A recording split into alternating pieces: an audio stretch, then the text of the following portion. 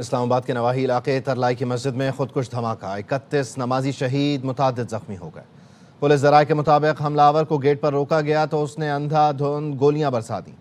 Firing کی زد میں آ کر ایک گارڈ جان سے گیا۔ فائرنگ کے بعد بمبار اندر گھس گیا اور مسجد کے احاطے میں جا کر خود کو اڑا لیا۔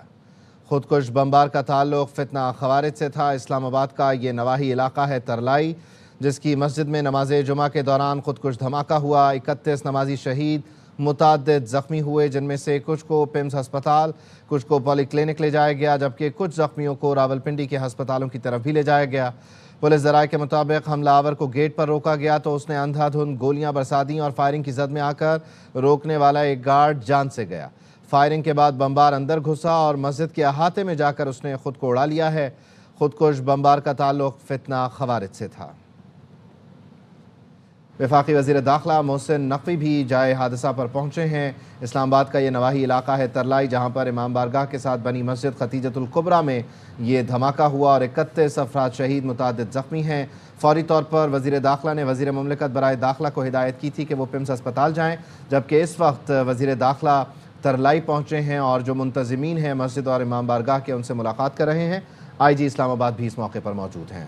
ترلائی کی مسجد حملے کے خودکش بمبار کی شناخت بھی ہو چکی ہے۔ حکومتی ذرائع نے یہ بتایا ہے کہ خودکش بمبار نے افغانستان سے دہشت گردی کی تربیت لی۔ خودکش بمبار کئی بار افغانستان کا سفر بھی کر چکا، کچھ عرصہ پہلے افغانستان سے آیا تھا۔ حکومتی ذرائع کا کہنا ہے افغانستان میں موجود دہشت گرد گروہ طالبان رجیم کی سرپرستی میں سلامتی کے لیے خطرہ ہے۔ پاکستان میں ہر دہشت گردانہ کارروائی کے پس پشت افغانستان اور بھارت کا گٹھ جوڑ ہے۔ پوری قوم ایسی مذموم بزدلانہ کارروائیوں کے سامنے سیسا پلائی دیوار کی طرح ہے۔ مسجدوں اور معصوم شہریوں پر بزدلانہ حملے پاکستانی قوم کے عزم کو متزلزل نہیں کر سکتے۔ آپ کو بتا رہے ہیں کہ ترلائی کی مسجد حملے کے خودکش بمبار کی بھی اب شناخت ہو چکی ہے۔ حکومتی ذرائع کا بتانا ہے کہ خودکش بمبار نے افغانستان سے دہشت گردی کی تربیت لی اور خودکش بمبار کئی بار افغانستان کا سفر کر چکا، کچھ عرصہ پہلے ہی وہ افغانستان سے آیا تھا۔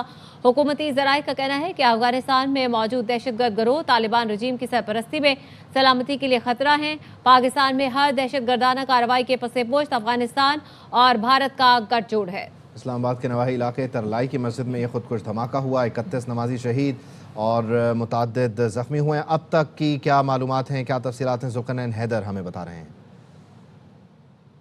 ترلائی کلاں میں جو امام بارگاہ ہے وہاں پر موجود ہوں اور آج 1:30 بجے کے قریب جو ہے ایک حملہ آور یہاں پر پہنچا تھا اور جس کو سیکیورٹی گارڈ نے روکنے کی کوشش کی، اس دوران اس نے فائرنگ کی، سیکیورٹی گارڈ جس سے زخمی ہوا۔ اس کے بعد مرکزی جو گیٹ ہے امام بارگاہ کا اس نے وہ وہاں سے داخل ہوا اور پھر جو اندر کا ایک اور گیٹ تھا وہاں پر پہنچا، جہاں پر نمازی جو ہے اس نماز جمعہ ادا کر رہے تھے اور اس نے اپنے آپ کو خود کوئی جیکٹ سے جو ہے دھماکے سے اڑایا ہے۔ حملہ آور ہے، اس کا تعلق افغانستان سے ہے، کئی دفعہ یہ افغانستان بھی جا چکا ہے، پھر یہاں پر واپس آتا تھا۔